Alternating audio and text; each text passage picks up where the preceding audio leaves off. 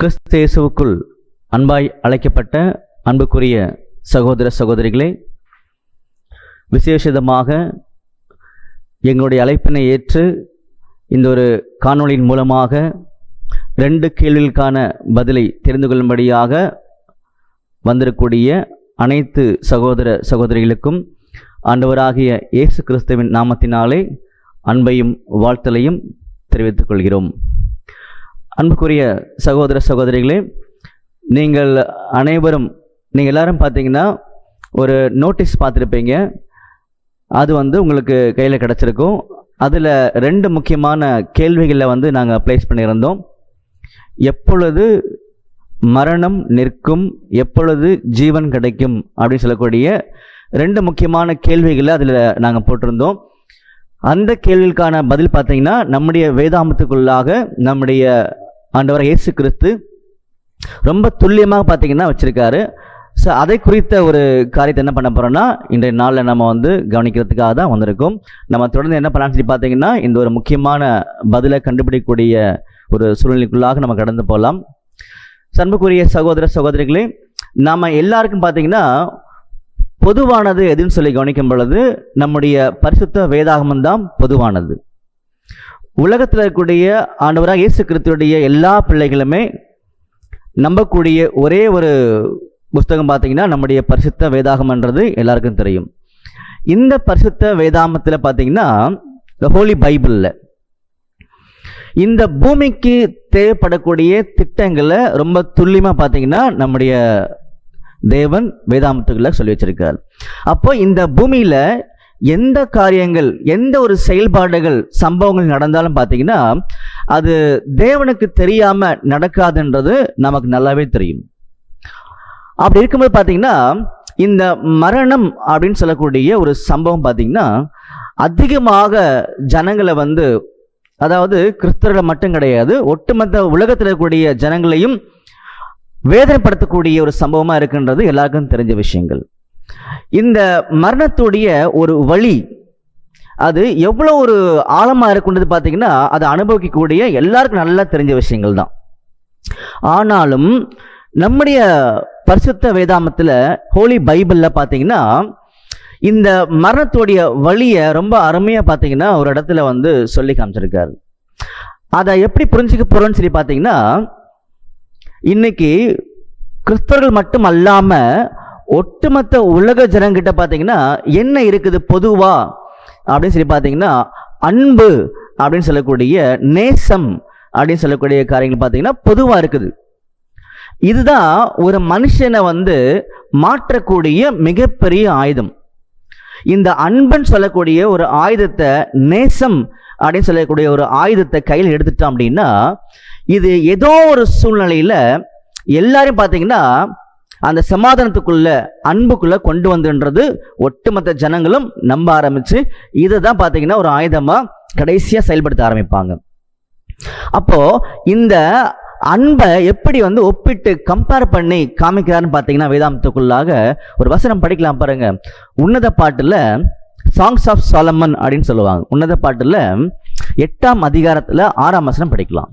உன்னத பாட்டு 8ஆம் அதிகாரம் 6ஆம் வசனம், நீர் என்னை உமது இருதயத்தின் மேல் முத்திரையைப் போலவும் உமது புயத்தின் மேல் முத்திரையைப் போலவும் வைத்துக் கொள்ளும் நேசம் மரணத்தை போல் வலிது. பாத்தீங்களா, நேசம் மரணத்தை போல வலிது. அப்போ இந்த நேசன்றது அன்பு, இது மரணத்தை போல வலிது, ரொம்ப ஸ்ட்ராங். எது மாதிரினா மரணம் மாதிரி. அப்போ இந்த மரணம் சொல்லக்கூடிய ஒரு நிலைமை இன்னைக்கு நாம அங்கங்க கேள்விப்பட்டிருக்கோம். ஆனா கண்ணுக்கு முன்னாடியே பாத்தீங்கன்னா இந்த மரணம் இன்னைக்கு நிக்குது. அதனால எல்லா ஜனங்களும் பாத்தீங்கன்னா இதுக்குள்ள கடந்துதான் போய் வெளியே வந்தாகணும், ஒரு வழியே இல்லை. ஆனாலும் இதனுடைய வேதனைகள் அதிகம். ஒருவர் மரணத்தை சந்திச்சிட்டாங்க அப்படின்னு சொல்லி பாத்தீங்கன்னா அவர் இறந்து போயிடுவார்.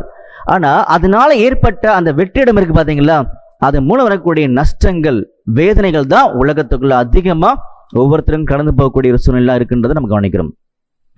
அப்ப என்னைக்குதான் இந்த நிரந்தரமான சந்தோஷம் கிடைக்கும் அப்படின்னு சொல்லிதான் நமக்கு நம்முடைய வேதாந்தத்துக்குள்ளாக தெளிவான பதில நம்முடைய ஆண்டவர் கொடுத்திருக்காரு. பாருங்க, இந்த உலகத்துக்குள்ள மரணம் அப்படின்னு சொல்லக்கூடிய ஒரு சட்டத்தை நம்முடைய தேவன் வச்சிருந்தார் பைபிள்ல. பாருங்க, எபிரேயர்ல 9ஆம் அதிகாரம் 16ஆம் வசனம் படிக்கலாம். எபிரேயர் 9ஆம் அதிகாரம் 16ஆம் வசனம், ஏனென்றால் எங்கே மரண சாசனம் உண்டோ அங்கே அந்த சாசனத்தை எழுதினனுடைய மரணமும் உண்டாக வேண்டும். பாத்தீங்களா, இந்த வசனத்துல நம்ம படிக்கும் பொழுது மரண சாசனம் அப்படின்னு சொல்லி சொல்றாரு. அப்போ இந்த மரணம்ன்றது ஒரு சட்டமா இந்த பூமியில வந்து தேவன் வச்சிருந்திருக்காரு. எப்ப இது அப்ளை ஆகும், ஆகிடுச்சு அப்படின்னு சொல்லி பாத்தீங்கன்னா, என்னைக்கு நம்முடைய ஆண்டவருடைய பிரமாணங்களை மீறாங்களோ அன்னைக்கு மரணம் உள்ள வந்துடும் அப்படின்னு சொல்லி சொன்னார். பாருங்க, ரோமர்ல 6ஆம் அதிகாரம் 23ஆம் வசனம் படிக்கலாம். ரோமர் 6ஆம் அதிகாரம் 23ஆம் வசனம், பாவத்தின் சம்பளம் மரணம். பாத்தீங்களா, பாவத்தின் சம்பளம் மரணம். அப்போ இந்த மரணம் இந்த பூமியில எப்படி உள்ள என்ட்ராச்சு, இந்த சட்டம் எப்படி அப்ளை ஆயிடுச்சு அப்படின்னு சொல்லி பாத்தீங்கன்னா, என்னைக்கு முதல் மனிதனாகிய ஆதாம் கீழ்ப்படியாமைக்குள்ள போனாரோ அன்னைக்கு மரணம் உள்ள வந்துருச்சு இந்த பூமிக்குள்ளாக. அதனாலதான் பாத்தீங்கன்னா பாருங்க, 1 கொரிந்தியர்ல 15ஆம் அதிகாரத்துல 21ஆம் வசனம் படிக்கலாம். 1 கொரிந்தியர் 15ஆம் அதிகாரம் 21ஆம் வசனம், மனுஷனால் மரணம் உண்டானபடியினால். பாத்தீங்களா, மனுஷனால் மரணம் உண்டானபடியினால். அந்த மனுஷன் யாருன்னு சொல்லி கவனிக்கும் பொழுது ஆதி தகப்பனாகிய ஆதாம். ஆதாம் மூலமாக மரணம் உள்ள வந்துருச்சு. அன்புக்குரிய சகோதர சகோதரிகளே, நம்ம எல்லாருமே 2 கேள்விகளுக்கான பதிலை எதிர்நோக்கி உட்கார்ந்துட்டு இருக்கிறோம். அதனால நீங்க கொஞ்சம் நிதானமா கவனிச்சீங்கன்னா ரொம்ப ஆணித்தரமான தெளிவான நம்பிக்கைக்குரிய பதில நம்முடைய ஆண்டவர் கையில கொடுப்பார். அதனால அப்படியே கவனிச்சுட்டு வாங்க. அப்போ அந்த ஒரு மனுஷனாகிய ஆதாம் மூலமாக இந்த பூமியில பாவம் வந்துடுச்சுன்றத சொல்லி காமிச்சார். இன்னும் ஒரு வசனம் படிக்கலாமா? பாருங்க, ரோமர்ல 5ஆம் அதிகாரம் 12ஆம் வசனம் படிங்க. ரோமர் 5ஆம் அதிகாரம் 12ஆம் வசனம், இப்படியாக ஒரே மனுஷனாலே பாவமும் பாவத்தினாலே மரணமும் உலகத்திலே பிரவேசித்தது போலவும். பாத்தீங்களா, இப்படியாக ஒரு மனுஷன் மூலமாக பாவமும் அதனால மரணமும் உலகத்துக்குள்ள வந்துடுச்சுன்றதை தெளிவுபடுத்தி காமிச்சிட்டார். அப்போ இந்த உலகம் பாத்தீங்கன்னா மரணம் சொல்லக்கூடிய தண்டனைக்குள்ளாக தள்ளப்பட்டுட்டாங்கன்றத நம்ம தெளிவா பார்த்துட்டோம். இந்த மரணம் சொல்லக்கூடிய தண்டனை எங்கிருந்து வந்துச்சுன்னு சொல்லி பாத்தீங்கன்னா, மேலிருந்து பரலோகத்திலிருந்து இந்த பூமியை நோக்கி வந்த தண்டனை தான் மரணம் சொல்லக்கூடிய ஒரு தண்டனைன்றது நம்ம தெளிவா பார்த்துட்டோம். இந்த மரணம் தான் இன்னைக்கு அதிகமான ஒரு வேதனையை பார்த்தீங்கன்னா தாங்க முடியாத வேதனையை கொடுக்குது. இந்த மரணம் எப்ப நிக்குமோ அன்னைக்கு தான் ஜீவன் கிடைக்கும். அது எல்லாருக்கும் தெளிவா தெரிஞ்ச விஷயங்கள் தான். ஏன்னா என்னைக்கு இந்த ஆதாமுடைய சந்ததியாகிய ஒட்டுமொத்த உலக ஜனங்களும் இந்த பாவத்துக்குள்ளாக மரணத்துக்குள்ளாக போனாங்களோ அன்னைக்கே நம்முடைய ஆண்டவருடைய திட்டத்துல ரொம்ப தெளிவான நம்பிக்கை கொடுத்தார். என்ன கொடுத்தார்னு சொல்லி பாத்தீங்கன்னா பாருங்க, 1 யோவான்ல 2ஆம் அதிகாரம் 25ஆம் வசனம் படிங்க.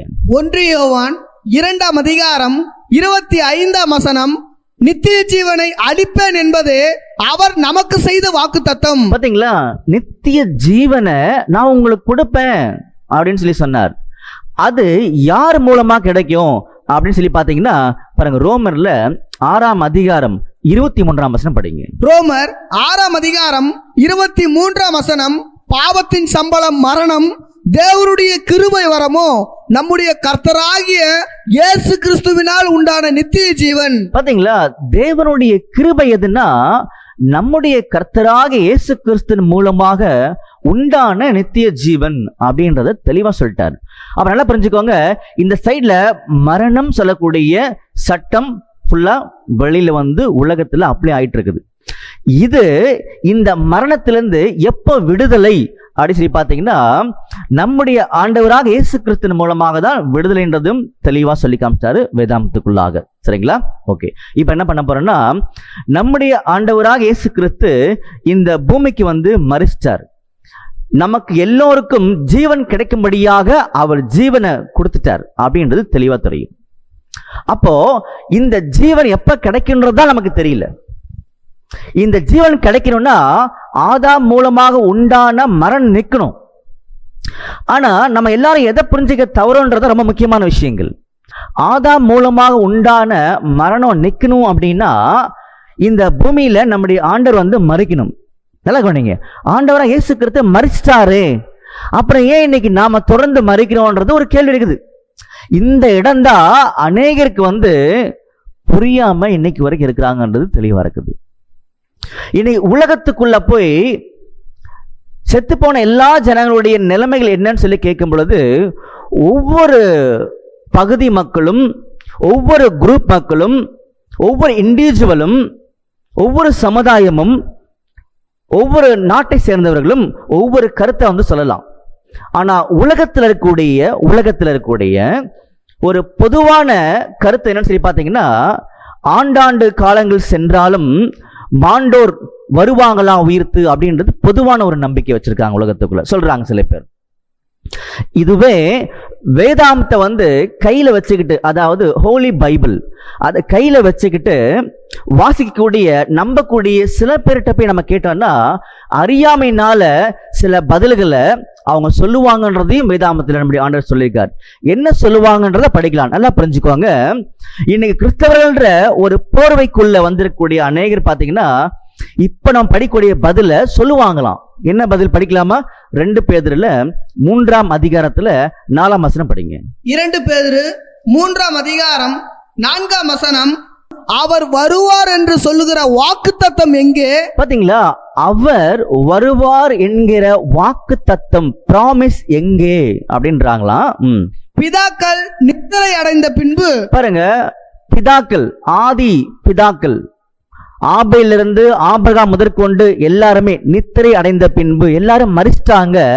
சகலமும் சிருஷ்டிப்பின் தோற்றம் முதல் இருந்த விதமாய் இருக்கிறதே என்று சொல்லுவார்கள். பாத்தீங்களா, சகல காரியங்களும், இந்த உலகத்துக்குள்ள இருக்கக்கூடிய எல்லா விதமான காரியங்களும் உலகம் உண்டான நாள் முதற்கொண்டு அப்படியே இருக்குது அப்படின்னு சொல்லி நம்பிக்கை இல்லாம வேதத்தை வாசிக்கக்கூடிய சில பேர் சொல்லுவாங்கன்றதையும் வேதாந்தத்தை சொல்றாங்க. சரிங்களா? அடுத்து 3வது பார்த்தீங்கன்னா, இந்த வேதாந்தத்தை முழுமையா விசுவாசிக்க கூடியவங்க. 2வது கவனிக்கும் போது கிறிஸ்தவர்கள் சொல்லக்கூடிய ஒரு பூர்வீகத்துல வந்துட்டு இருக்கவங்க இன்னும் கொஞ்ச நாள்ல இந்த மாதிரிலாம் பேச ஆரம்பிச்சிருவாங்கன்னு சொல்லிட்டார். முதல்ல உலகத்தை கவனிக்கும் போது ஒரு பதில் நம்ம பார்த்துட்டோம், பொதுவான பதில பார்த்துட்டோம். இப்ப 3வதா இந்த வேதாந்தத்து மேல அதிகமா நம்பிக்கை வச்சிருக்கவங்க பார்த்தீங்கன்னா எப்படிப்பட்ட பதில்களை சொல்றாங்கன்னு சொல்லி கவனிக்கும் பொழுது, நம்முடைய ஆண்டவராக இயேசு கிறிஸ்து நமக்காக மரிச்சிட்டார், நமக்கு ஜீவன் கிடைக்கும், அதுல மாற்றமே கிடையாது அப்படின்றத ரொம்ப தெளிவா சொல்றாங்க. அதுதான் உண்மை. ஒரு சில வசனங்கள் படிக்கலாமா? பாருங்க, ரோமர்ல 5ஆம் அதிகாரம் 10ஆம் வசனம். ரோமர் 5ஆம் அதிகாரம் 10ஆம் வசனம், நாம் தேவனுக்கு சத்துருக்களாய் இருக்கையில் அவருடைய குமாரனின் மரணத்தினாலே அவருடனே ஒப்புரவு ஆக்கப்பட்டோமானால், ஒப்புரவு ஆக்கப்பட்ட பின் நாம் அவருடைய ஜீவனாலே ரட்சிக்கப்படுவது அதிக நிச்சயமாமே. பாத்தீங்களா, அப்போ நம்முடைய ஆண்டவராக இயேசு கிறிஸ்துவினுடைய ஜீவன் மூலமாக நம்ம எல்லாருமே ஜீவனுக்குள்ள வருவது நிச்சயம் அப்படின்றது பாத்தீங்கன்னா எல்லாருமே சொல்றாங்க. சரிங்களா? இன்னும் 2 வசனங்கள் படிக்கலாமா? பாருங்க, ரோமர்ல 5ஆம் அதிகாரத்துல 17ஆம் வசனத்திலிருந்து படிங்க.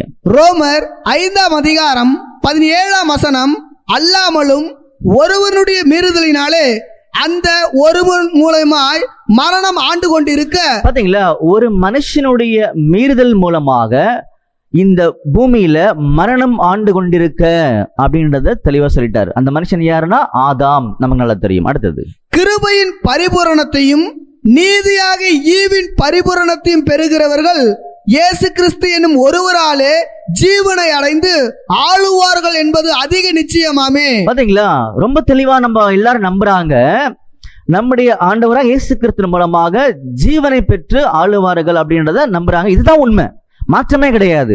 ஆனாலும் என்ன கேள்வி? இது எப்ப நடக்கும்? அதான் கேள்வி. எப்ப மரணம் நிற்கும்? பாருங்க, அன்புக்குரிய சகோதர சகோதரிகளே, நல்லா வாட்ச் பண்ணுங்க. நம்ம கிட்ட தெளிவான பதில் இருக்குது, ஆனாலும் நமக்கு புரியல. அந்த இடங்கள் எது புரியலன்னு சொல்லி பார்த்தீங்கன்னா, நம்முடைய ஆண்டவராகிய இயேசு கிறிஸ்து மூலமாக ஜீவன் உறுதி, கன்ஃபார்ம், ஆனாலும் மரணம் நிற்கவில்லையே. அதான கேள்வி. அது எப்ப நிற்கும்? எப்போ அவர் மூலமா கொடுக்கிறேன்னு சொன்ன ஜீவன் கிடைக்கும். அந்த கேள்விக்கு தான் நாம பதில் கண்டுபிடிக்க போறோன்றது ரொம்ப முக்கியமான ஒரு நோக்கன்றதை மறந்துடக்கூடாது. சரிங்களா? இப்ப தொடர்ந்து படிங்க.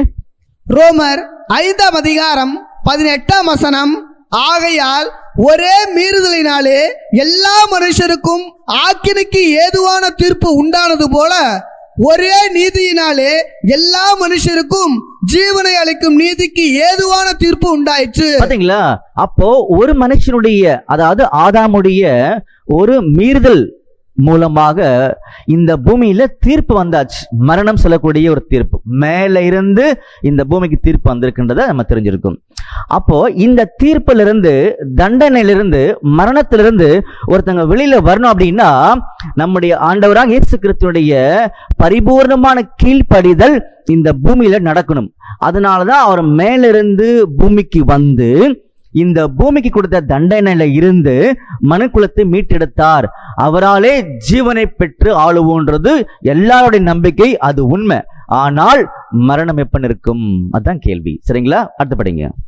ரோமர் 5ஆம் அதிகாரம் 19ஆம் வசனம், அன்றியும் ஒரே மனுஷனுடைய கீழ்ப்படியமையினாலே அநேகர் பாவிகள் ஆக்கப்பட்டது போல ஒருவருடைய கீழ்ப்படிதலினாலே அநேகர் நீதிமான்கள் ஆக்கப்படுவார்கள். பாத்தீங்களா? ஒருவருடைய கீழ்ப்படிதலினாலே அநேகர் நீதிமான்கள் ஆக்கப்படுவார்கள் அப்படின்றது தெளிவு. ஸோ இப்படியாக இந்த மூன்றாவது ஒரு நம்பிக்கையை பொதுவாக அநேகர் பார்த்தீங்கன்னா வச்சுட்டு இருக்கிறாங்க. இது கரெக்ட். ஆனாலும் என்ன கேள்வி? இதை வச்சுக்கிட்டே இருக்கிறோம் காலங்காலமா. என்னைக்கு இந்த கிறிஸ்தவரும் சொல்லக்கூடிய அழைப்ப உலகத்துக்குள்ள நம்முடைய ஆண்டவர் உறுதியாக தெளிவாக கொண்டு வந்தாரோ அன்னையிலிருந்து எல்லாரும் நம்பிட்டு இருக்கிறாங்க. ஆனால் மரணம் தொடர்ந்துகிட்டே இருக்குது.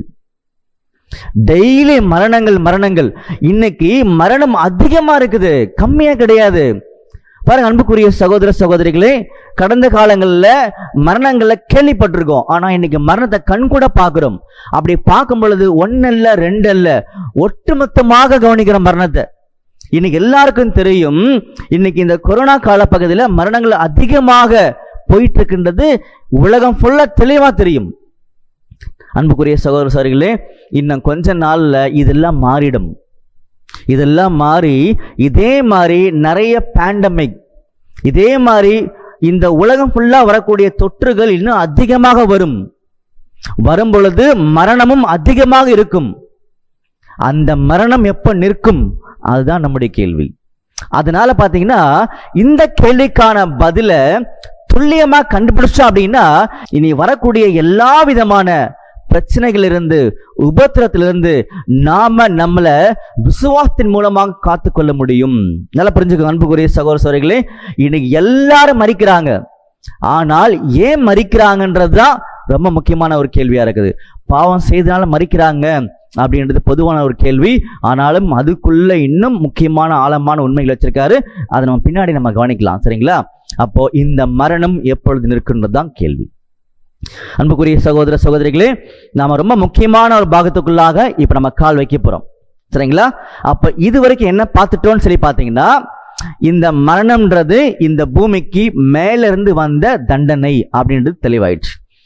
ஏன் இந்த தண்டனைன்னு சொல்லி பார்த்தீங்கன்னா, ஆதாம் சொல்லக்கூடிய ஒரு மனுஷன் கீழ்ப்படியாமக்குள்ள போனதுனாலதான் அவருடைய ஒட்டுமொத்த ஜெனரேஷன்ஸ், சந்ததிகள் எல்லாருமே பாவத்துக்குள்ள போயிட்டு இருக்கிறாங்க, மரணத்துக்குள்ள போயிட்டு இருக்காங்கன்றத தெளிவுபடுத்தி நம்ம கிட்ட சொல்லிட்டார். அதனாலதான் இந்த மரணம் பாத்தீங்கன்னா, இந்த பாதாளம் திருப்தியே அடையாதுன்றத பாத்தீங்கன்னா நம்முடைய வேதாந்தத்துக்குள்ளாக தெளிவாக சொல்லி காமிச்சிருக்காரு. அதை நம்ம நீதிமொழிகள்ல படிக்கலாம். அதாவது ப்ராவர்ப்ஸ் அப்படின்னு சொல்லுவாங்க. நீதிமொழிகள் 30ஆம் அதிகாரம் 15ஆம் வசனம் படிங்க. நீதிமொழிகள் 30ஆம் அதிகாரம் 15ஆம் வசனம் முதல், தாத்தா என்கிற 2 குமாரத்திகள் அட்டைக்கு உண்டு, திருப்தி அடையாத 3 உண்டு, போதும் என்று சொல்லாத 4 உண்டு. பாத்தீங்களா? திருப்தி அடையாத 3 உண்டு, போதும் என்று சொல்லாத 4 இருக்குதுன்னு சொல்லி காமிக்கிறார். இதெல்லாம் ஆச்சரியமான உண்மைகள். இதெல்லாம் தெரியணும் அப்படின்னா நீங்க தொடர்ந்து வாட்ச் பண்ணுங்க. இன்னைக்கு இல்ல, இதுக்கப்புறம் வரக்கூடிய நாட்கள்ல பண்ணுங்க. இதுக்கான பதிலாம் உறுதியா கிடைக்கும். சரிங்களா? யாருக்காவது தெரியும் ஆசைப்பட்டீங்கன்னா எங்களுக்கு கமெண்ட் அனுப்புங்க. இம்மிடியட்டா உங்களுக்கு அதோட பதில நாங்க பகிர்ந்துக்கிறதுக்கு ரெடியா இருக்கும். சரிங்களா? மறுபடியும் படிங்க. நீதிமொழிகள் 30ஆம் அதிகாரம் 15ஆம் வசனம் முதல், தாத்தா என்கிற 2 குமாரத்திகள் அட்டைக்கு உண்டு, திருப்தி அடையாத 3 உண்டு, போதும் என்று சொல்லாத 4 உண்டு. அவையாவன பாதாளமும். பாத்தீங்களா, பாதாளம். இந்த மனுஷன், இந்த உலகத்துல பிறந்த ஒரு மனுஷன் போகக்கூடிய இடம் பாத்தீங்கன்னா கிரேவ், பாதாளம் அப்படின்னு சொல்லி வேதாந்தத்துல போட்டிருக்காங்கன்றது எல்லாருக்கும் தெரிஞ்ச விஷயங்கள் தான். அப்போ இந்த பாதாளம் செத்து போனவங்கள உள் வாங்கிக்கும், அது கடைசி வரைக்கும் திருப்தியே அடையாது. ஏன்னா இந்த மரணம் எப்ப நிற்கும்ன்றது யாருக்குமே தெரியாதனால அந்த மாதிரி ஒரு லாங்குவேஜ்ல பாத்தீங்கன்னா எழுதப்பட்டிருக்கு. ஆனாலும் நல்லா புரிஞ்சுக்கோங்க, இந்த மரணம் ரொம்ப நாள் ஜெயிக்க முடியாது. ஏன் அப்படின்னா இந்த மரணத்துக்கு அதிகாரம் கிடையாது. நல்லா புரிஞ்சுக்கோங்க அன்புக்குரிய சகோதர சகோதரிகளே, இது விசேஷமான ஒரு நம்பிக்கை. இந்த உலகத்துக்குள்ளாக இந்த மரணத்துக்கு அதிகாரம் கிடையாது. என்ன அதிகாரம் கிடையாதுன்னா, இந்த பாதாளத்துக்குள்ளாக போன ஒரு மனிதனை ரொம்ப நாள் என்ன பண்ண முடியாதா, அந்த பாதாளம், அந்த மரணம் அவங்கள கட்டி வைக்க முடியாதுன்றதை சொல்லி காமிக்கிறாரு. காரணம் என்னன்னா, அந்த மரணத்திலிருந்து, அந்த கட்டுகளிலிருந்து விடுதலையாகக்கூடிய ஒரு உண்மையை பார்த்தீங்கன்னா, அந்த வல்லமைய நம்முடைய தேவன் வச்சிருக்கான்றத தெளிவா சொல்லி காமிக்கிறார். படிக்கலாமா? பாருங்க, அப்போஸ்தலர் 2ஆம் அதிகாரம் 24ஆம் வசனம் படிங்க. அப்போஸ்தலர் 2ஆம் அதிகாரம் 24ஆம் வசனம். தேவன் அவருடைய மரண உபாதிகளின் கட்டை அவிழ்த்து அவரை எழுப்பினார். அவர் மரணத்தினால் கட்டப்பட்டிருக்க கூடாது இருந்தது. பாத்தீங்களா? அப்போ தேவன் கிட்ட சகல அதிகாரம் இருக்கும் பொழுது, நம்மளை உண்டாக்குன பிதா கிட்ட, நம்மளை உண்டாக்குன அப்பா கிட்ட எல்லா அதிகாரம் இருக்குது. அவருடைய பார்வையில தான் எல்லாம் நடந்துட்டு இருக்குது பூமியில. அப்படி இருக்கும் பொழுது இந்த மரணம் ஒருத்தரை வெகு காலமாக என்ன பண்ண முடியாது, கண்ட்ரோல் பண்ணி இந்த பாதாளத்துக்குள்ளாக வச்சிருக்க முடியாது. எல்லாரும் உயிர் தெழுந்து வருவாங்கன்ற நம்பிக்கை கொடுத்திருக்காங்க. அதான் கிறிஸ்துவத்தினுடைய அஸ்திபாரமான நம்பிக்கையை, ரிசரக்ஷன், உயிர் தெழுதல் இருக்குன்றது சொல்லி காமிச்சிருக்காரு. அன்புக்குரிய சகோதர சகோதரிகளே, இந்த உயிர் தெழுதல் என்னைக்கு நடக்கும்னு தெரியும் ஆசைப்பட்டா கூட நீங்க கமெண்ட் அனுப்புங்க. வரக்கூடிய காலங்களில் அதை தெளிவா வசனத்துல நம்ம உங்களுக்கு காமிக்கிறோம். புரிஞ்சுங்களா? அன்புக்குரிய சகோதர சகோதரிகளே, நம்ம எல்லாருக்கும் இந்த உலகத்துக்குள்ள நிறைய அறிவுகள் இருக்குது.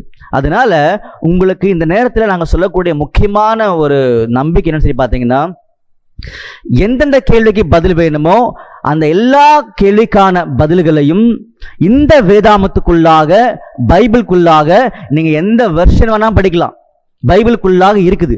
அதை மட்டும் எடுத்து காண்பிக்க வேண்டியது எங்களுடைய கடமையை தவிர, நாங்க தான் பதில் சொல்ற மாதிரி என்னைக்குமே என்ன பண்ணக்கூடாதுன்னா, இந்த பூமியில யாரும் நினைக்க கூடாதுன்றது நம்முடைய ஆண்டவருடைய திட்டங்கள். அதனால நாங்க தெளிவா சொல்றோம், நம்முடைய வேதாமத்துக்குள்ளாக கேட்கப்படக்கூடிய எல்லா கேள்விகளுக்குமே தெளிவான பதில் இருக்கின்ற நம்பிக்கையை இன்னைக்கு நம்ம வாங்கிட்டு தான் போக போறோம். சரிங்களா? அப்படின்னா இந்த மரணம் எப்ப நிற்கும் அப்படின்றது நமக்கு என்ன தெரியணும்னா, நன்றாக தெரியன்றது நமக்கு புரிஞ்சுக்கிறோம் பார்க்கணும். சரிங்களா?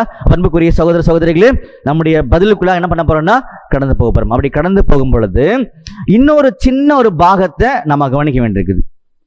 எந்த பாகத்தை கவனிக்கணும்னு சொல்லி பார்த்தீங்கன்னா, நம்முடைய தேவனுடைய திட்டம் என்ன, பிளான் என்ன அப்படின்னு தெரியணும். இந்த பிளான் தெரிஞ்சு அப்படின்னா இந்த மரணம் எப்போ நிற்கும்ன்றதுல எல்லாரும் தெளிவாயிடுவாங்க.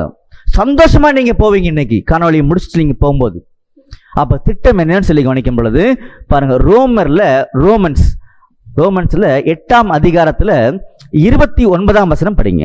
ரோமர் 8ஆம் அதிகாரம் 29ஆம் வசனம்.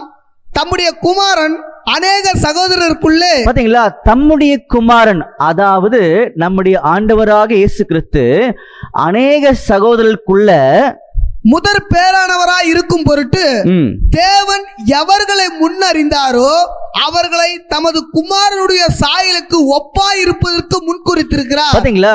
தேவன் யார் யாரெல்லாம் முன் குறித்திருக்கிறாரோ அவங்க எல்லாரையுமே தம்முடைய குமாரனுடைய சாயலுக்கு ஒப்பாக இருப்பதற்கு முன் குறித்திருக்கிறார் அப்படின்றத சொல்லி காமிக்கிறார். நல்லா புரிஞ்சுக்கோங்க. இந்த லாங்குவேஜ் கொஞ்சம் ஃபிளெக்சிபிளா நீங்க யூஸ் பண்ணிக்கோங்க. அப்படின்னா எப்படின்னு சொல்லி பார்த்தீங்கன்னா, வசனத்தை மாற்ற போறதில்ல, லாங்குவேஜை, மொழியை ஃபிளெக்சிபிளா யூஸ் பண்ணிக்கலாம். என்ன சொல்ல வரான்னு சொல்லி பார்த்தீங்கன்னா, தேவன் இருக்காரு பரலோகத்தில், அவருடைய குமாரன் நம்முடைய ஆண்டவராகிய இயேசு கிறிஸ்து. சரிங்களா?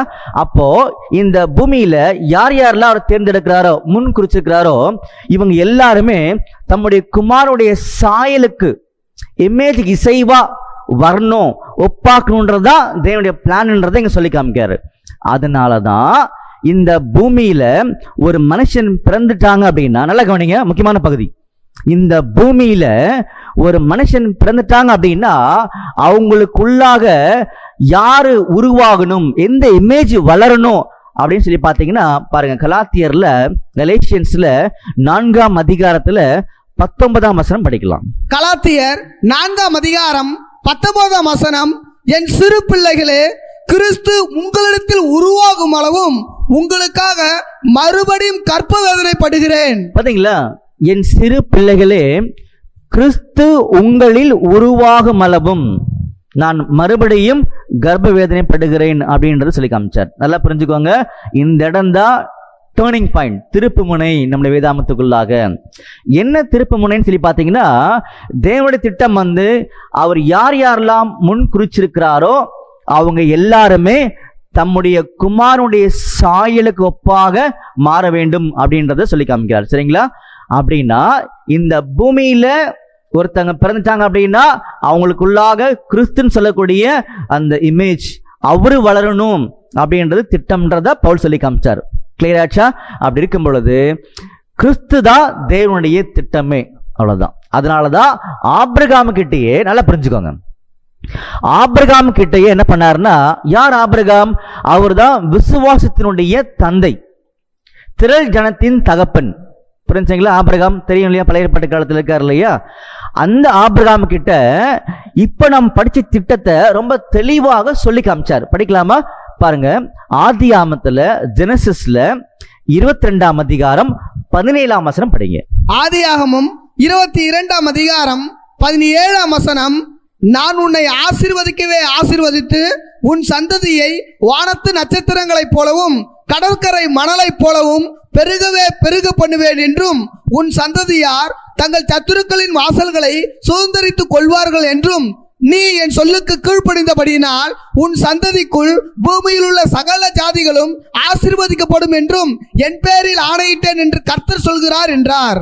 பாத்தீங்களா அன்புக்குரிய சகோதர சகோதரிகளே, இந்த ஆசீர்வாதம் ஒருவேளை நமக்கு புரியாட்டு கூட பரவாயில்ல, நோட் பண்ணி வச்சுக்கோங்க. சரிங்களா? அப்படி இருக்கும் பொழுது ஆபிரகாம் கிட்ட ஒரு பிளெஸிங், ஆசீர்வாதம் சொன்னார். என்ன சொன்னாரும் சரி கவனிக்கும் பொழுது, உன்னுடைய சந்ததி, யுவர் ஜெனரேஷன், உன்னுடைய சந்ததி வானத்து நட்சத்திரம் போலவும் கடற்கரை மணலை போலவும் இருக்குன்றத சொன்னார். ஜஸ்ட் நோட் பண்ணிக்கோங்க போதும்.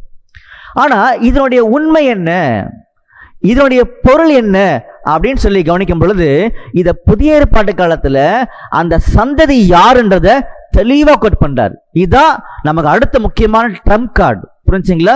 ரொம்ப தெளிவா சொல்றாரு. ஆபிரகாம் சொன்ன அந்த சந்ததி யாருன்னு சொல்லும் பொழுது புதிய ஏற்பாட்டு புத்தகத்துல ரொம்ப தெளிவாக சொல்லி காமிக்கிறாரு. 2 வசனங்கள் படிக்க போறோம், நிதானமா கொஞ்சம் கவனிங்க. சரிங்களா? கலாத்தியர்ல 3ஆம் அதிகாரத்துல 8ஆம் வசனமும் 16ஆம் வசனமும் படிங்க.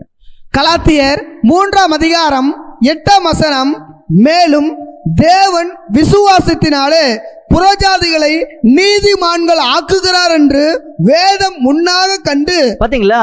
வேதம் முன்னாக கண்டு புறஜாதிகளை விசுவாசத்தின் மூலமாக நீதிமான் ஆக்குறன்றத வேதம் முன்னாக கண்டு. அப்போ வேதம் முன்னாக எங்க கண்டுன்னு சொல்லி கவனிக்கும் பொழுது அதுதான் ஆதியாமத்துல 22ஆம் அதிகாரத்துல 17ஆம் வசனம். சரிங்களா? அப்படி இருக்கும் பொழுது அந்த சந்ததி யாருன்றதா 16ஆம் வசனத்துல தெளிவா சொல்றாரு. அன்புக்குரிய சகோதர சகோதரிகளே, நீங்க நல்லா கொஞ்சம் லிங்க் பண்ணி கரெக்டா படிங்க. சரிங்களா? இப்ப படிங்க. கலாத்தியர் 3ஆம் அதிகாரம் 16ஆம் வசனம், ஆபிரகாமுக்கும் அவனுடைய சந்ததிக்கும் வாக்குத்தத்தங்கள் பண்ணப்பட்டன. சந்ததிகளுக்கென்று அநேகரை குறித்து சொல்லாமல் உன் சந்ததிக்கென்று ஒருவனை குறித்து சொல்லியிருக்கிறார், அந்த சந்ததி கிறிஸ்துவே. பாத்தீங்களா அன்புக்குரிய சகோதர சகோதரிகளே, அந்த சந்ததி கிறிஸ்துவே. நல்லா புரிஞ்சுக்கோங்க, தேவனுடைய திட்டம் என்னன்னு சொல்லி நம்ம ரோமர்ல 8ஆம் அதிகாரத்துல 29ஆம் வசனத்துல படிச்சிருந்தோம். யார் யாரெல்லாம் முன் குறிச்சிருக்காரோ அவருடைய குமாரனுடைய சாயலுக்கு ஒப்பாக மாற்ற வேண்டும் என்பதுதான். அதே மாதிரி கலாத்தியர்ல 4:19 படிச்சிருந்தோம், இந்த பூமியில ஒரு மனுஷங்க பிறந்துட்டாங்கன்னா அவங்களுக்குள்ள கிறிஸ்து உருவாகணும்னு சொல்லி காமிச்சார். அப்போ உதாரணத்துக்கு ஃபார் எக்ஸாம்பிள் பாருங்களேன், இந்த பூமியில நான் பிறந்துட்டேன், எனக்குள்ள யார் உருவாகணும்? நீங்களே யோசிச்சு பாருங்க. எனக்குள்ள யார் உருவாகணும்? கிறிஸ்து உருவாகணும். எனக்குள்ள கிறிஸ்து உருவாகிட்டார் அப்படின்னா நான் எப்படி இருப்பேன்? நான் கிறிஸ்துவாக மாறி இருப்பேன். ஏன்னா அதுதான் தேவனுடைய திட்டம். அதனாலதான் இந்த செட்டப், இந்த அமைப்பு, இந்த டிவைன் பிளான் நல்லா புரிஞ்சுக்கோங்க அன்புக்குரிய சகோதர சகோதரிகளே. இந்த டிவைன் பிளானை அவர் எப்படி அமைச்சு வச்சிருக்கான்றத தெளிவா படிக்க போறோம். ஒரு வசனம் படிக்கலாமா? கவனிங்க. கொலோசியர்ல 1:18 படிங்க. கொலோசியர் 1:18 அவரே சபையாகிய சரீரத்துக்கு தலையானவர். பாருங்க, அவரே யாரு?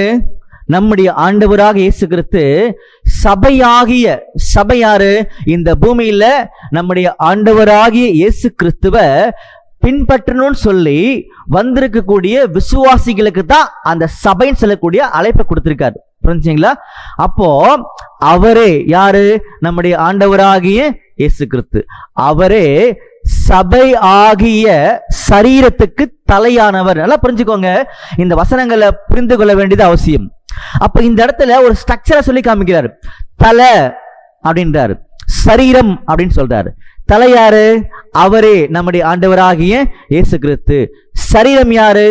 சபை அப்படின்னு சொல்லி காமிக்கிறார். சரிங்களா? இது இன்னும் கொஞ்சம் தெளிவா படிக்கலாமா? பாருங்க, 1 கொரிந்தியர்ல 1 கொரிந்தியன்ஸ்ல சாப்டர் 12 படிங்க.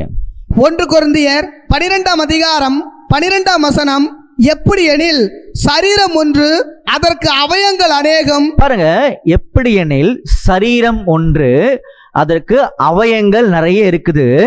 ஒரே சரீரத்தின் அவயங்கள் எல்லாம் அநேகமா இருந்தும் சரீரம் ஒன்றாகவே இருக்கிறது.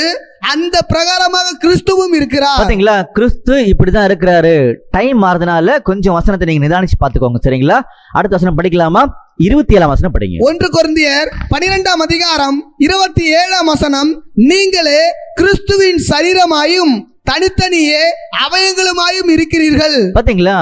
நீங்களே கிறிஸ்துவுடைய சரீரமாயும் தனித்தனியே அவயங்களுமாக இருக்கின்றீர்கள் அப்படின்றத சொல்லி காமிக்கிறார். யாருக்காவது இன்னும் கொஞ்சம் தெளிவு வேணும்னு சொல்லி கேட்டீங்கன்னா கமெண்ட்ல அனுப்புங்க, இமிடியட்டா உங்களுக்கு பதில் சொல்லுவாங்க. சரிங்களா? இப்ப கூட சில பேர் கேள்விகள் கேட்கலாம், நீங்க கமெண்ட்ல போட்டு வைங்க. எல்லா கேள்விகளுக்குமே அந்தந்த நம்பருக்கோ அல்லது இமெயிலுக்கோ நாங்க பதில என்ன பண்றோம்னா உங்களுக்கு அனுப்பி விடுறோம்னு சொல்லி பார்க்கணும். சரிங்களா? ஓகே, அப்ப நல்லா கவனிங்க. இந்த இடத்துல தேவனுடைய திட்டத்தை எப்படி கொண்டு வராருன்னு சொல்லி கவனிக்கும் பொழுது, தலையாகிய கிறிஸ்து, சரீரமாகிய சபை, இது ரெண்டும் சேர்ந்தாதான் ஒரு முழுமையான அமைப்புன்றதை பார்த்தீங்கன்னா சொல்லி காமிக்கிறார். அவங்க தான் கிறிஸ்துன்றதை தெளிவாக சொல்லி காமிச்சார். நல்லா புரிஞ்சுக்கோங்க, தலையும் சரீரம் சேர்ந்தா ஒரு முழுமையான ஸ்ட்ரக்சர் இல்லையா? இந்த ஸ்ட்ரக்சர் தான் கிறிஸ்துன்றதை வேதாந்தத்துக்குள்ளாக சொல்லி காமிக்கிறார். அப்போ நாம எல்லாருமே இந்த பூமியில எப்படி அழைக்கப்பட்டிருக்கோம்னு சொல்லி பார்த்தீங்கன்னா கிறிஸ்துவாக மாறுவதற்காக அழைக்கப்பட்டிருக்கும். அன்புக்குரிய சகோதர சகோதரிகளே, இப்போதான் அடுத்த முக்கியமான ஒரு நன்மைக்குள்ளாக, நம்பிக்கைக்குள்ளாக என்ன பண்ண போறோம்னா கடந்து போக போறோன்றதை மறந்துடக்கூடாது. நம்முடைய ஆண்டவராக இயேசு கிறிஸ்து இந்த பூமியில மரிச்சிட்டார். நம்ம எல்லாருக்கும் ஜீவன் கிடைக்கக்கூடிய வாய்ப்பை ஏற்படுத்தி கொடுத்துட்டார். அவரால் மட்டுமே இது நடக்குமே தவிர வேற யாராலும் கிடையாது.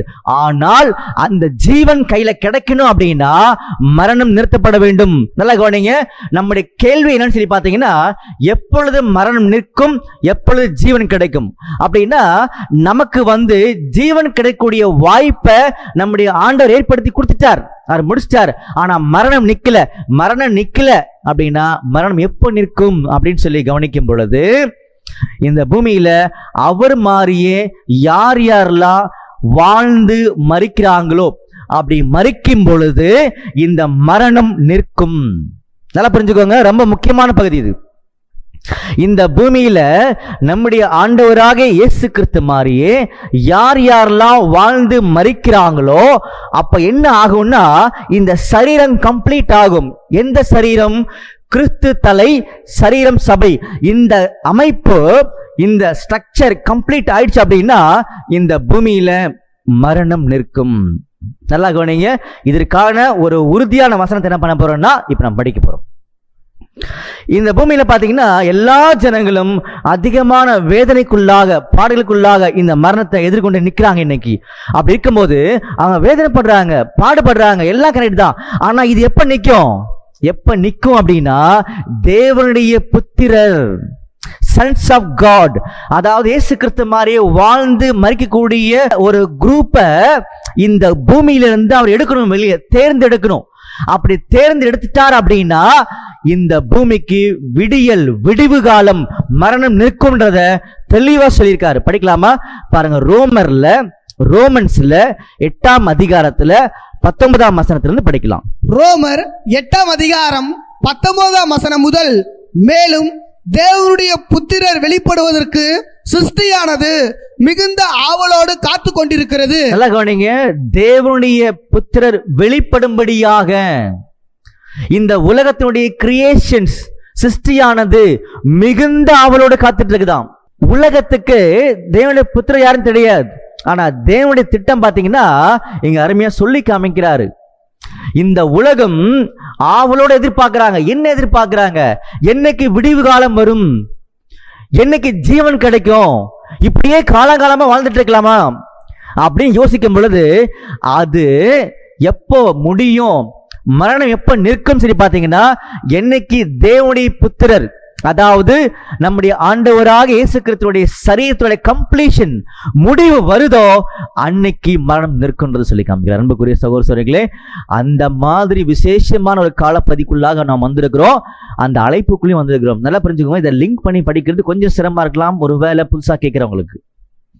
இன்னைக்கு தேவனுடைய புத்திரராக சபையாக மாறக்கூடிய வாய்ப்புக்குள்ள நாம வந்திருக்கோம். நாம இன்னைக்கு பரிசுத்தமாக, நேர்மையாக, ஹானஸ்டா, உண்மையாக நம்முடைய ஆண்டவர் இயேசு கிறிஸ்துவின் கற்பனைகளுக்கு பரிபூர்ணமா கீழ்ப்படிஞ்சோம் அப்படின்னா கிறிஸ்துடைய சரீரமாக சபை நிறைவடைஞ்சா மரணம் நிற்கும். அப்ப மரணம் நிற்க வேண்டியது இன்னைக்கு நம்ம கையில இருக்குது. இது தெரியாம தான் ஒட்டுமொத்த உலக ஜனங்களும் வாழ்ந்துட்டு இருக்காங்கன்றத நாம இன்னைக்கு புரிஞ்சிருக்கும். அப்ப நம்முடைய ஆண்டவராக இயேசு கிறிஸ்து மூலமாக ஜீவன் கிடைக்கக்கூடிய வாய்ப்பை கையில கொடுத்துட்டார். ஆனா மரணம் நிக்கணும்னா அவர் மாதிரியே இந்த பூமியில சில பேர் வாழ்ந்து மரிச்சாதான் அது நடக்குமே தவிர அப்படி இல்லைன்னா மரணம் நிற்காதுன்றது தெளிவுபடுத்தி காமிக்கிறாரு. அப்ப மரணம் நிற்கணும் அப்படின்னா இன்னைக்கு நாம் வாழ்ந்து காமிக்க வேண்டியது அவசியம். எப்படி? நம்முடைய ஆண்டவர் மாதிரியே வாழணுன்றது சொல்லி காமிச்சிருக்காரு. இதை குறித்து பார்த்தீங்கன்னா 2 முக்கியமான நம்பிக்கைக்கான ஒரு உண்மையை நம்மகிட்ட சொல்லி காமிச்சிருக்காரு.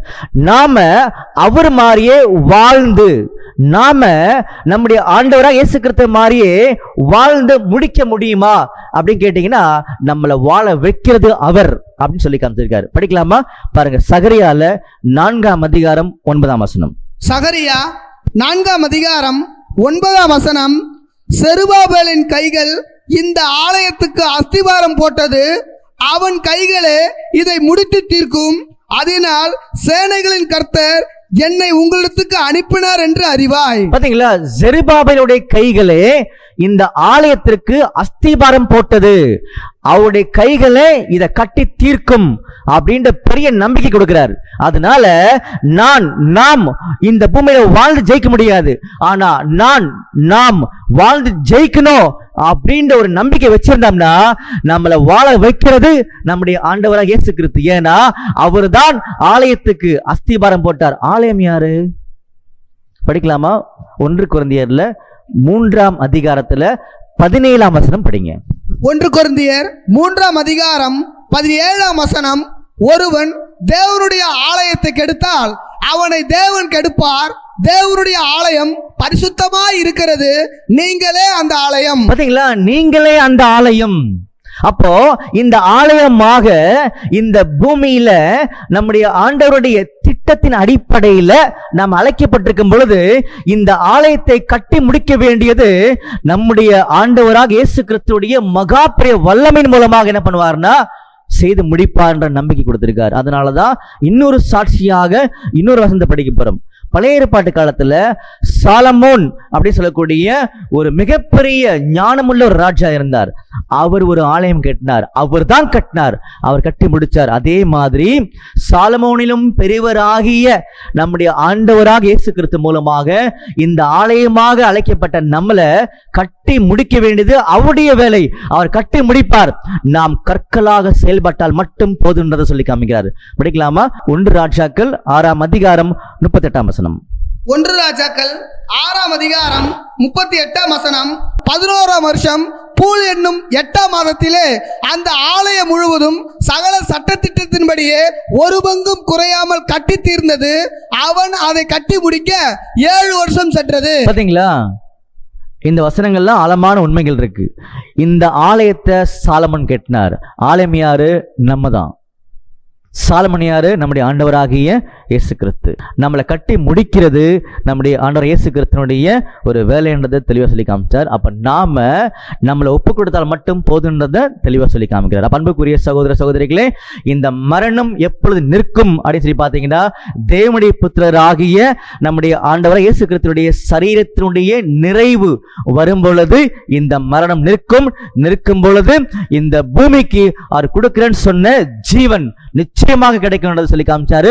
அது இன்னும் கொஞ்ச நாள்ல நிறைவேறும். அந்த நாட்களை குறித்து கூட பாத்தீங்கன்னா வேதாந்தங்களாக தெளிவா சொல்லி காமிச்சிருக்காரு. அன்புக்குரிய சகோதர சகோதரிகளே, இன்னும் ஒரு 5 நிமிஷம் நீங்க செலவு பண்றதுக்கு ரெடியா இருந்தீங்கன்னா, பழைய ஏற்பாட்டு காலத்துல ஒரு முக்கியமான ஒரு ஷேடோ, நிழலான ஒரு காரியத்தை இந்த மரணம் எப்போ நிற்கப்படுன்றதை குறித்து சொல்லி காமிச்சிருக்காரு. நீங்க ரெடினா ஒரு 5 மினிட்ஸ் என்ன பண்ணலாம்னா அதை பார்த்து இந்த ஒரு பாடத்தை நம்ம முடிக்கலாம்னு சொல்லி கவனிக்கிறோம். ரெடியா? சரி, அநேகர் ரெடின்னு சொல்றதுனால நம்ம அந்த பழைய ஏற்பாட்டு காலத்தில் நடந்திருக்கக்கூடிய ஒரு நிழல் என்ன பண்ணலாம்னா கவனிக்க ஆரம்பிக்கலாம். நல்லா புரிஞ்சுக்கோங்க.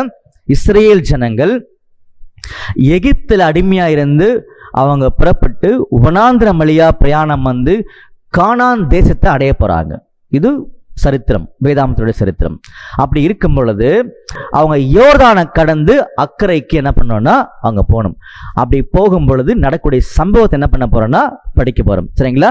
அப்படி போகும் பொழுது ஆசாரியர்கள் என்ன பண்ணுவாங்கன்னு சொல்லி பார்த்தீங்கன்னா, அவங்க தோள் மேல உடன்படிக்கை பெட்டி, புரியாட்டி பரவாயில்ல, நோட் பண்ணி வச்சுக்கோங்க, உடன்படிக்கை பெட்டி சுமந்துட்டு போவாங்க. சரிங்களா? இதுதான் பேக்ரவுண்ட் சம்பவங்கள். இப்ப நம்ம படிக்க போறோம். ஜோஷுவால 3ஆம் அதிகாரத்துல 15ஆம் வசனம் படிங்க. யோசுவா 3ஆம் அதிகாரம் 15ஆம் வசனம். யோர்தான் அறுப்பு காலம் முழுவதும் கரை புரண்டு போம். பாருங்களேன், யோர்தான் அறுப்பு காலம் முழுவதும் கரை புரண்டு போடும். ரொம்ப முக்கியமான ஒரு நிழல், ஆச்சரியமான உண்மை இருக்குது. இந்த யோர்தான் சொன்ன உடனே ஒட்டுமொத்த உலகத்தில் இருக்கக்கூடிய ஆண்டவருடைய அன்பு பிள்ளைகளுக்கும் ஞாபகத்தில் வருவது நம்முடைய ஆண்டவர் யோர்தான்ல ஞானஸ்தானம் எடுத்தது. கரெக்டா? வந்துச்சுல்ல? அப்போ இந்த யோர்தான்ல ஏதோ ஒரு உண்மையை மறைச்சு வச்சிருக்காரு நம்முடைய ஆண்டவர். அப்போ அறுப்பு காலம், ஹார்வெஸ்ட் பீரியட்ல இந்த யோர்தான் என்ன செய்யும் சொல்லி பார்த்தீங்கன்னா, கரை புரண்டு ஓடுமா. ஃபுல் ஃப்ளோல என்ன பண்ணணும்னா அது போகுன்றத சொல்றாரு. நீங்க இங்கிலீஷ்லயும் படிச்சு பாருங்க, உங்களுக்கு நல்லா புரியும். சரிங்களா? ஜோஷுவால சாப்டர் 3ல verse 15 படிச்சு பாருங்க. சரிங்களா? மறுபடியும் படிக்கலாமா? யோசுவா 3ஆம் அதிகாரம் 15ஆம் வசனம். யோர்தான் அறுப்பு காலம் முழுவதும் கரை புரண்டு போம். பெட்டியை சுமக்கிற ஆசாரியர்களின் கால்கள் தண்ணீரில் ஓரத்தின் பட்ட உடனே மேலிருந்து ஓடி வருகிற தண்ணீர் நின்று சார்தானுக்கு அடுத்த ஆதாம் ஊர் வரைக்கும் ஒரு குவியலாக குவிந்தது. பாத்தீங்களா? அன்புக்குரிய சகோதர சகோதரிகளே, பயங்கர ஆச்சரியமான உண்மை இருக்கு இந்த வசனத்துக்குள்ளாக. நல்லா புரிஞ்சுக்கோங்க என்ன சொல்றாருன்றத. யோர்தான் அப்படின்னு சொல்றார். யோர்தான்னா நம்முடைய வேதாமத்துல என்ன அர்த்தம் அப்படின்னு சொல்லி கவனிச்சீங்கன்னா, ஜோர்டான் அப்படின்னா ஜட்ஜ் டவுன், கீழ் நோக்கி நியாயம் தீர்த்தல் அப்படின்னு சொல்லக்கூடிய அர்த்தம். இதெல்லாம் செப்பரேட்டா விளக்கம் கொடுக்கணும்னா நமக்கு டைம் பத்தாது. சரிங்களா? நோட் பண்ணி வச்சுக்கோங்க. தேவைப்படுறவங்க கமெண்ட் நீங்க அதை ஃபீல் பண்ணுங்க, நான் உங்களுக்கு திருப்பி அனுப்புறேன் உங்களுக்கு. சரிங்களா?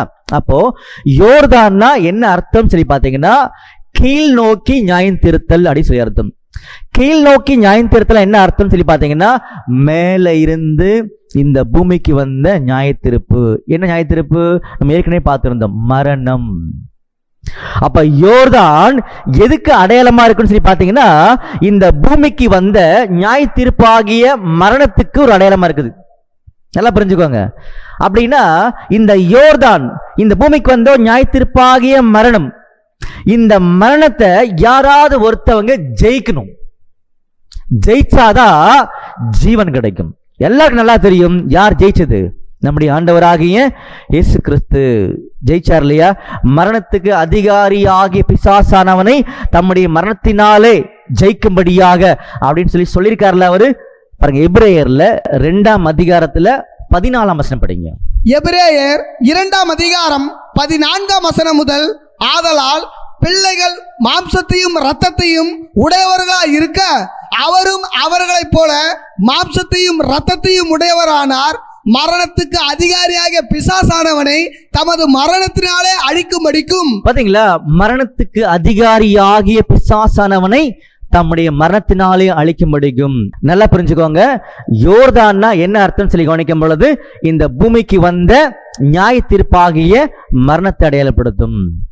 இந்த மரணத்துக்குள்ளாக, இந்த நியாய தீர்ப்புக்குள்ளாக யாராவது ஒருத்தர் தன்னை என்ன பண்ணணும்னா ஒப்பு கொடுக்கணும், ஈடுபடுத்திக்கணும். அந்த சட்டத்தை யாராவது ஒருத்தங்க என்ன பண்ணணும்னா நிறைவேற்றணும்.